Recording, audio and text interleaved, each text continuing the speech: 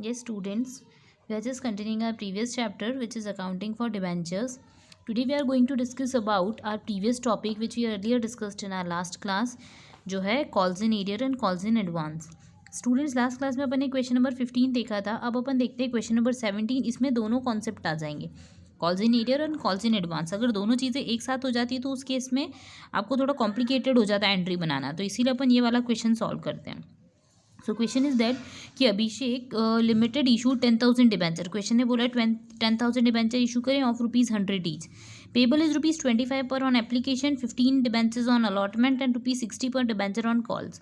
यानी पहले ₹25 मांगे, फिर ₹15 मांगे, यानी कि अपन ने अल्टीमेटली ₹40 मांगे, फिर ₹60 मांगे, तो ₹100 हो गए. Next, x the holder of 200 debentures paid all the amount on allotment itself. यानी कि एक पर्सन है, उसने सारे के सारे पैसे अलॉटमेंट पे दे दिए. अब आप सोचिए कि फर्स्ट कॉल पे जो देने वाले पैसे थे वो काय पे दे दिए, अलॉटमेंट पे, तो कॉल्स इन एडवांस हो जाता है. ठीक है, ये चीज़ समझ में आ गई. आगे, Y the holder of 100 debentures couldn't pay the allotment money and call money. Y नाम का एक इंसान था, उसने ना अलॉटमेंट दिया ना फर्स्ट कॉल दिया, तो यहाँ पे क्या हो जाता है, एरियर हो जाता है. पास दी नेसेसरी जनरल एंट्री. अब अपन देखते हैं कि जर्नल एंट्री क्या बनेगी, बट उसके पहले आप लोग ये ध्यान रखिए कि जो चीज़ें क्वेश्चन में दे रखी है वो आप लोग लिख लीजिए. जैसे मैंने लिखा है कि हमने इशू करें, कितने डिबेंचर इशू करें, 10,000, तो लिख दिया 10,000 debentures issued.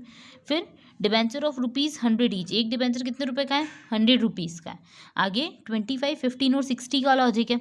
Then we have X the holder of 200 debentures. X ने क्या करा, इसने जो फर्स्ट कॉल के पैसे थे ना, अब आप देखिए एप्लीकेशन दे दिया नॉर्मली, बट जो फर्स्ट कॉल के पैसे थे वो काय पे दे दिए, अलॉटमेंट पे, यानी उसने क्या कर दिया, एडवांस. तो उन्होंने 200 डिबेंचर पे एडवांस दे दिए. तो आप जल्दी से देखिए, उसने ये ₹60 15 के टाइम पे ही दे दिए. ठीक है, ये चीज़ समझ में आई. आगे, Y the holder of 100 debenture. Y जो है उसके पास कितने डिबेंचर्स थे, 100, और उसने क्या करा, उसने फर्स्ट कॉल भी नहीं दिया और अलॉटमेंट भी नहीं दिया. तो अपन सिंपल एंट्री बनाते हैं. First entry would be bank account debit to debenture application account. Simple words में कैसे होगा, तो मैं इंटरनली लिख देती हूँ. हमने कितने डिबेंचर इशू करे, 10,000.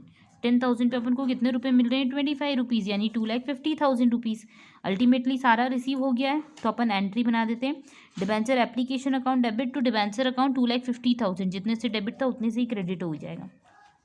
ठीक है, आगे नेक्स्ट अलॉटमेंट के केस में, तो अलॉटमेंट अपन कॉल तो सबसे करेंगे, यानी कि 10,000 डिबेंचर्स पे अपन को कितने रुपए चाहिए, तो हमें चाहिए ₹15. तो 1,50,000 से ड्यू हो गया अलॉटमेंट.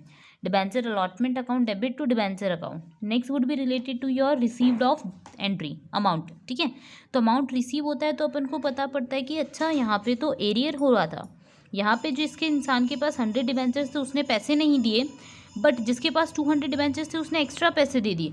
यानी आपको ये चीज़ क्लियर हो जाती है कि यहाँ पे एरियर और एडवांस एक साथ आएगा. आपको मैंने एक चीज़ बताई थी बेटा, हमेशा याद रखना कि जब भी कॉल्स इन एरियर होता है तो वो क्या होता है, डेबिट, और कॉल्स इन एडवांस क्या होता है, क्रेडिट. तो सिंपल वर्ड्स में अपन ध्यान रखते हैं, बैंक अकाउंट डेबिट, एंट्री तो बननी है, bank account debit to debenture allotment account, ये बनेगी. इसके साथ एरियर जो है वो डेबिट हो जाएगा और एडवांस क्या हो जाएगा, क्रेडिट. अब दिक्कत आती है अमाउंट की कैलकुलेशन में. तो सबसे पहले आप देखो, आपको पता पड़ा है कि एक्स जो है उन्होंने 200 डिबेंचर्स थे और उन्होंने एडवांस लिया है, तो एडवांस को अपन ने क्या करा है, क्रेडिट. तो अपन लिख देते हैं, इंसान को सामने वाले ने 200 डिबेंचर्स पे ₹60 दे दिए, यानी कि यहाँ पे जो अमाउंट आएगा वो कितना आएगा, 12,000. कितना आ जाता है, 12,000. अब अलॉटमेंट में तो कोई दिक्कत नहीं है, यहाँ तो 1,50,000 आना ही है, क्योंकि 10,000 डिबेंचर्स पे अपन कितने रुपए मांग रहे हैं, ₹15. तो अल्टीमेटली कितना हो जाता है, 1,50,000. That's it. अब बात करते हैं अपन एरियर की. तो एरियर जो है वो कैसे आएगा, तो एरियर आने के लिए आपको ये ध्यान रखना है कि एरियर देखो कितने डिबेंचर पे हुआ, 100 डिबेंचर्स पे. तो 100 डिबेंचर्स थे एक इंसान के पास, उसको देने थे ₹15, यानी कि ₹1,500 से क्या हो जाता है, एरियर. तो अब अल्टीमेटली जो बैलेंसिंग फिगर है वो काय में आ जाता है, बैंक में रिसीव. अगर आप बैलेंसिंग फिगर बैंक में रिसीव कर लेते हैं तो बहुत अच्छी बात. अदरवाइज मैं आपको बताती हूँ कि ये अमाउंट आप कैसे और निकाल सकते हैं. एक तरीका होता है जिससे आप बैलेंसिंग फिगर निकालेंगे, दूसरा मैं आपको वर्किंग नोट वाला तरीका बता देती हूँ. तो वर्किंग नोट पे लिखिए अमाउंट टू बी रिसीव्ड, लिख लीजिए.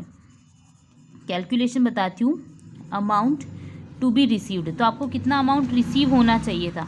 तो आपको पता है कि आपको 1,50,000 रिसीव होने चाहिए थे अलॉटमेंट के. ठीक है, प्लस अगर आपको किसी ने एडवांस दे दिया है तो उसको भी क्या कर दो, ऐड कर दो, प्लस कर दो एडवांस, यानी कि आपको जैसे दिख ही रहा होगा कि एडवांस कितना मिला है 200 डिबेंचर्स के ऊपर सामने वाले इंसान ने हमको कितने रुपए दे दिए 60, यानी कि 12,000 रुपीज़ को प्लस कर दो, एरियर हो गया है तो उसको क्या कर दो माइनस, तो माइनस एरियर, यानी कि 100 डिबेंचर्स पे 15 रुपीज़ नहीं मिले तो 1,500, अल्टीमेटली आप प्लस माइनस करोगे तो कितना आ जाएगा 1,60,500। That's it, it would be your amount which you just got in bank. ठीक है, आपको बैंक में अमाउंट मिल जाएगा 1,60,500। एक तरीका बैलेंसिंग का था, दूसरा ये तरीका था कि एरियर को लेस कर दो, एडवांस को ऐड कर दो।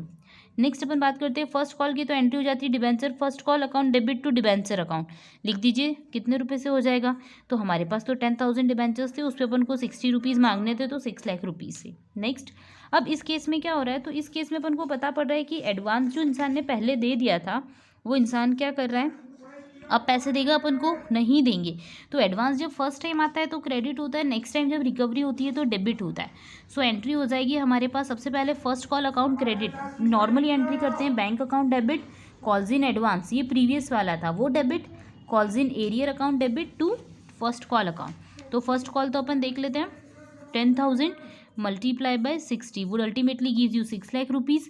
अब एडवांस की अगर मैं बात करती हूँ तो एडवांस के लिए मैं आपको यहाँ इंटरनली लिख देती हूँ। एडवांस के केस में क्या होगा, तो आप देख लीजिए, एडवांस के केस में 200 डिबेंचर्स थे एक इंसान के पास और उसने 60 रुपीज़ ऑलरेडी दे दिए, तो वो अपन क्या कर देंगे, हटा देंगे 12,000। अब जिस इंसान को 100 डिबेंचर्स दिए थे उसने हमें 60 रुपीज़ नहीं दिए, तो यहाँ 6,000 और अल्टीमेटली बैंक में जितने अपन को अमाउंट रिसीव होना चाहिए था, यानी कि 10,000 डिबेंचर्स के अंदर से 9,700 के अपने पास पैसे आ गए। ठीक है, ये चीज़ के साथ बैंक क्या हो जाएगा, डेबिट।